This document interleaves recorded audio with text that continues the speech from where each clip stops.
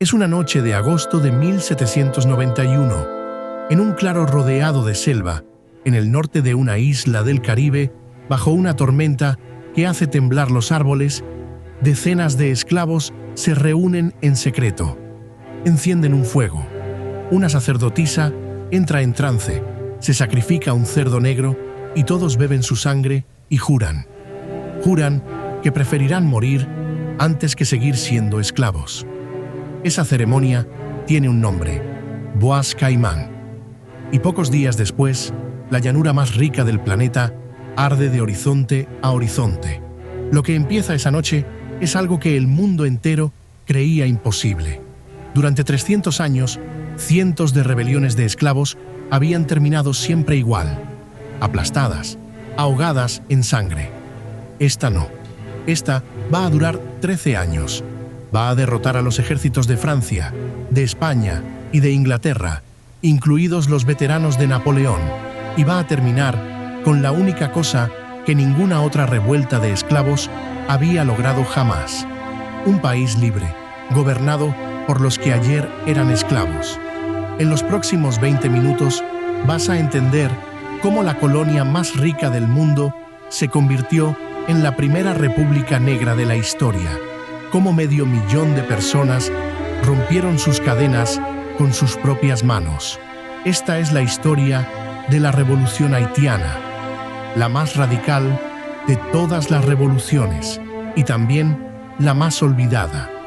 Y para entenderla, primero hay que entender el infierno que destruyó. A finales del siglo XVIII, si le preguntabas a un francés cuál era la joya de su imperio, no dudaba ni un segundo: Saint-Domingue. Ocupaba el tercio occidental de una isla que hoy compartimos entre Haití y la República Dominicana, y era, sencillamente, la colonia más rentable del mundo. De aquellas tierras salía cerca del 40% de todo el azúcar del planeta y más de la mitad del café. Un solo puerto, el Cabo Francés, movía más barcos que casi cualquier ciudad de la Francia continental. La llamaban la perla de las Antillas, pero esa riqueza descansaba sobre una sola cosa: la esclavitud más brutal que había conocido el Nuevo Mundo. La sociedad de Saint-Domingue era una pirámide, y en la cúspide había apenas unos pocos miles de grandes blancos, dueños de las plantaciones, ricos hasta lo obsceno. Debajo, unos pequeños blancos, artesanos, capataces, comerciantes, tan pobres como orgullosos de su piel. Y en un escalón intermedio, incómodo, había otro grupo, los libres de color, unas 28,000 personas, muchos de ellos hijos de colono y esclava. Algunos eran propietarios, tenían dinero, tenían tierras e incluso esclavos propios. Pero por el color de su piel, la ley les prohibía ejercer cargos, portar espada o vestir como un blanco. Y en la base de todo, aplastados bajo el peso de la pirámide, estaban ellos, 500,000 esclavos, el 90% de la población, traídos de África encadenados en las bodegas de los barcos negreros.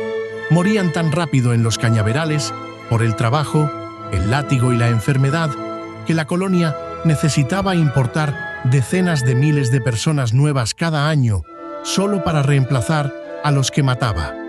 Un esclavo del azúcar podía durar apenas unos años con vida. Saint-Domingue no era una sociedad con esclavos, era una máquina de convertir seres humanos en azúcar, y ninguna máquina así puede funcionar para siempre. En 1789, a 5.000 kilómetros de distancia, estalla la Revolución Francesa. En París, la Asamblea proclama la Declaración de los Derechos del Hombre. Los hombres nacen y permanecen libres e iguales en derechos. Aquellas palabras cruzaron el Atlántico como una chispa cayendo sobre un polvorín. Porque en Saint-Domingue, cada grupo escuchó en esa frase algo distinto, y cada uno la volvió contra los demás. Los grandes blancos quisieron usar la revolución para gobernarse solos, sin las órdenes de París, pero manteniendo intacta la esclavitud. Los libres de color reclamaron lo que la Declaración prometía.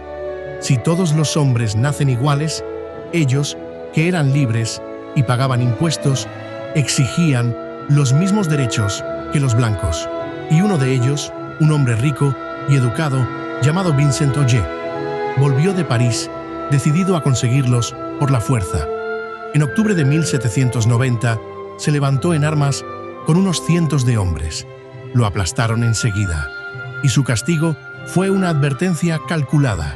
Lo ejecutaron en público, rompiéndole los huesos uno a uno sobre una rueda, hasta morir. Los blancos creyeron que con aquel escarmiento habían cerrado la cuestión.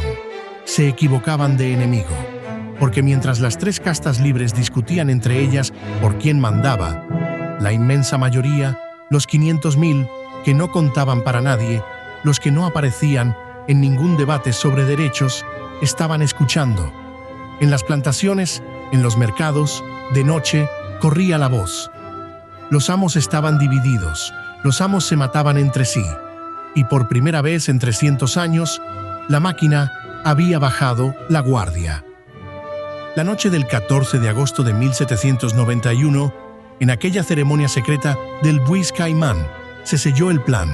Al frente estaban un sacerdote y cochero llamado Duty Boukman y una sacerdotisa, Cécile Fatimán. No fue solo un rito religioso, fue una organización.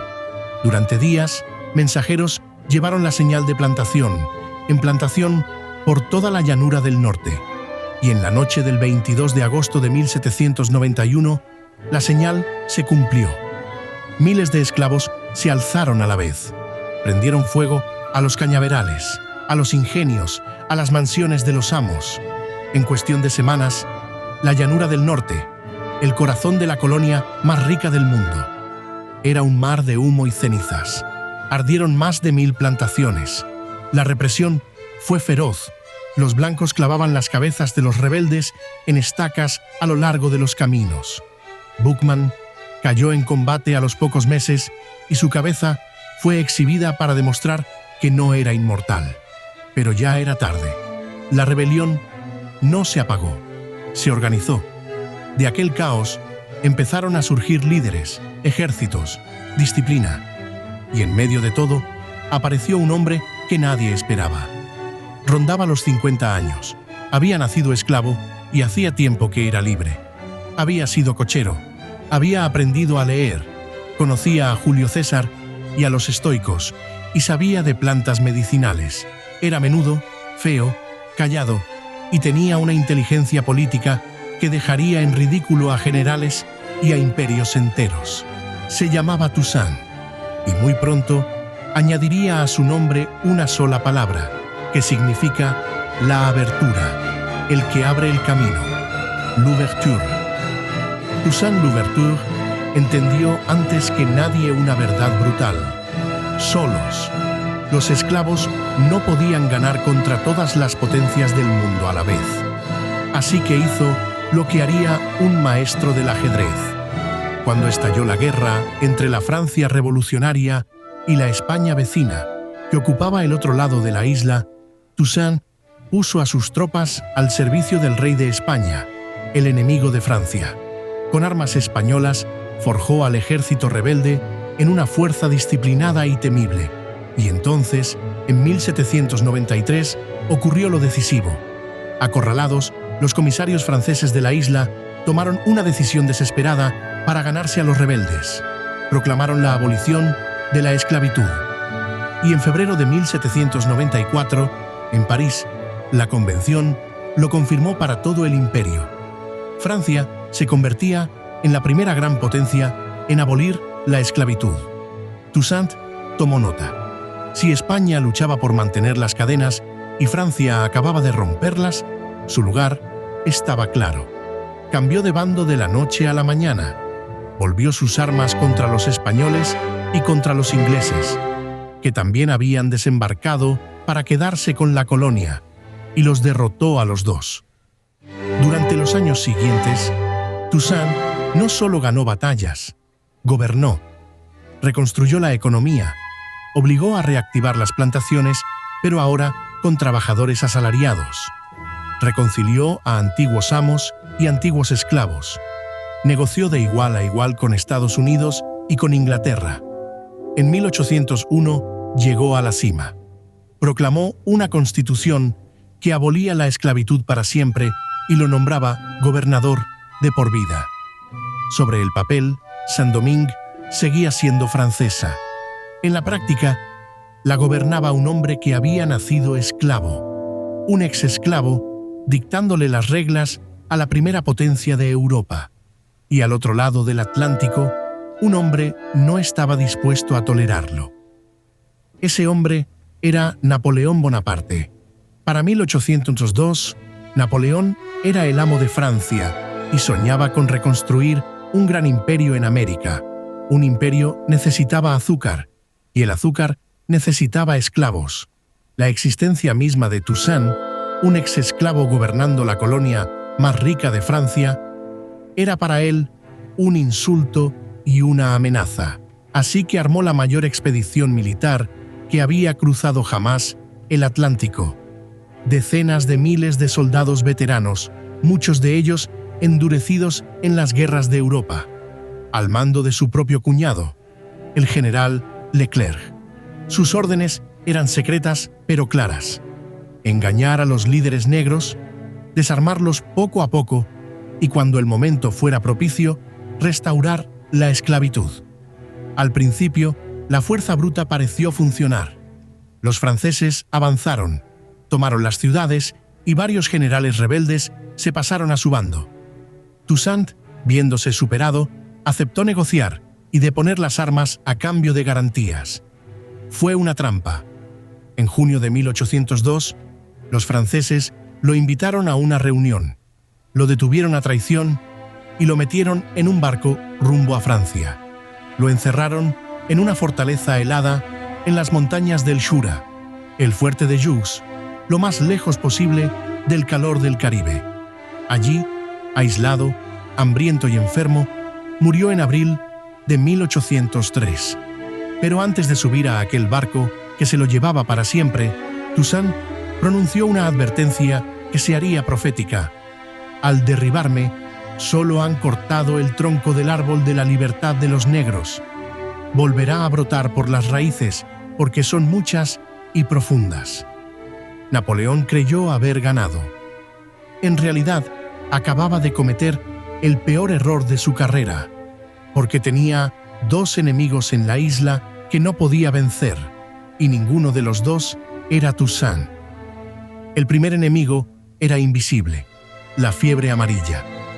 El mosquito del trópico no distinguía uniformes, y los soldados europeos caían por miles, ardiendo de fiebre sin haber disparado un tiro.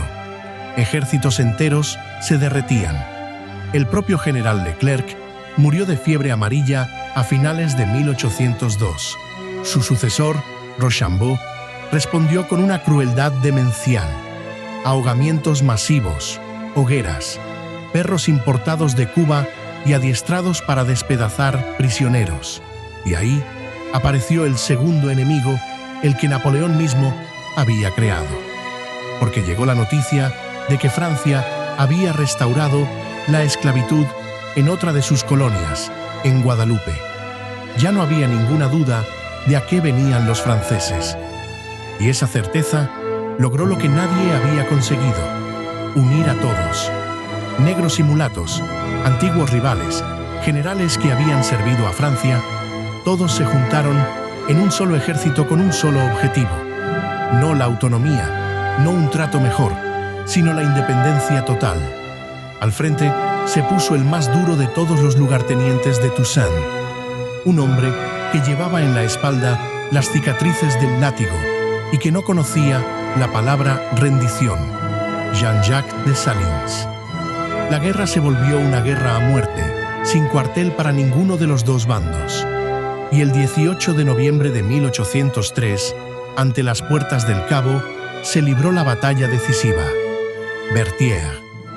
Los soldados haitianos cargaron una y otra vez contra las trincheras francesas bajo un fuego infernal. Cuentan que un oficial, Capois, siguió avanzando a pie después de que le mataran el caballo, espada en alto, mientras las balas le arrancaban el sombrero, gritando a los suyos: «¡Adelante! ¡Adelante!». Dicen que hasta los franceses, admirados, detuvieron el fuego un instante para honrar su valor. Al terminar el día, el ejército de los antiguos esclavos había vencido al ejército de Napoleón. Pocas semanas después, los últimos franceses, diezmados y derrotados, evacuaron la isla para siempre. El 1 de enero de 1804, en la ciudad de Gonaives, Jean-Jacques Dessalines subió a una tribuna ante su ejército y proclamó la independencia. Pero no bastaba con separarse de Francia. Había que borrar hasta el nombre que los europeos le habían puesto a aquella tierra. Así que recuperaron el nombre que le habían dado sus primeros habitantes, los taínos, antes incluso de la llegada de Colón. Ayiti, la tierra de las altas montañas. Haití. Cuenta la tradición que para crear su bandera, arrancaron la franja blanca de la bandera francesa, dejando solo el azul y el rojo. El blanco había sido expulsado. Lo que acababa de nacer no tenía precedente en la historia.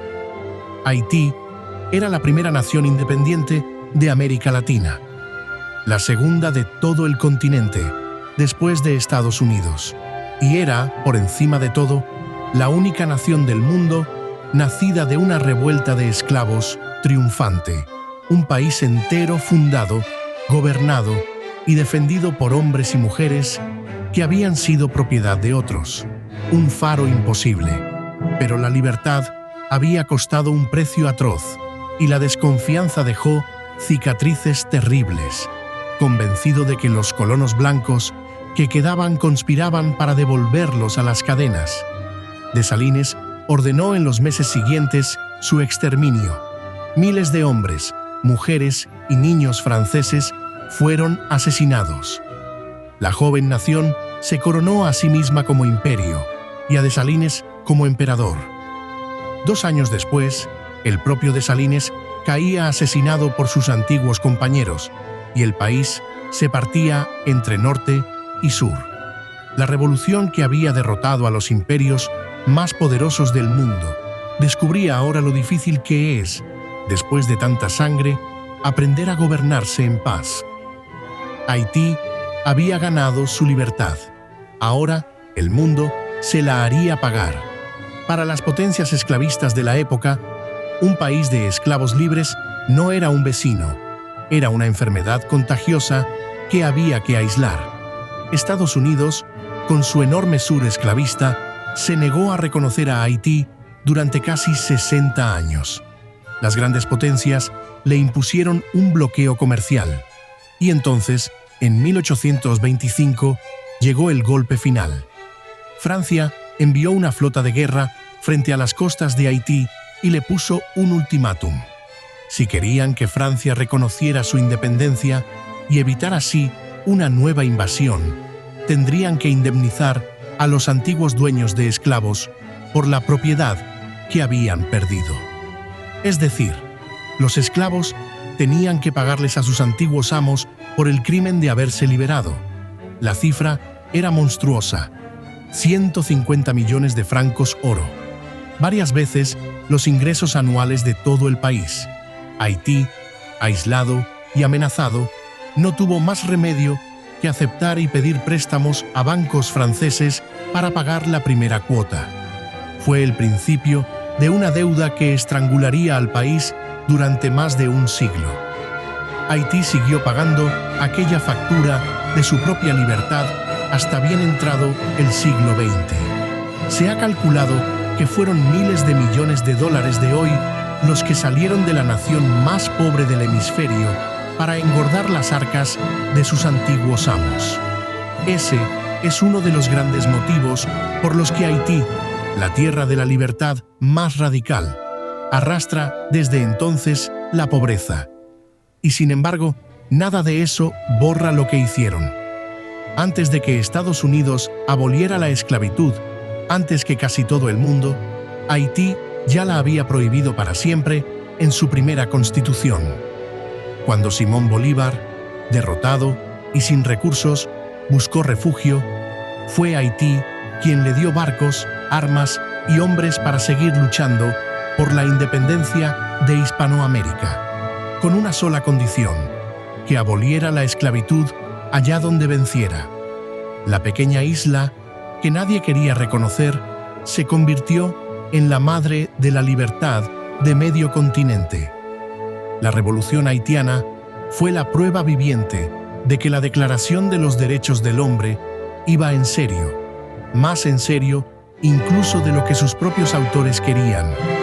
Fue el momento en que los esclavos tomaron la palabra libertad y le exigieron al mundo que la cumpliera de verdad, para todos, sin excepción.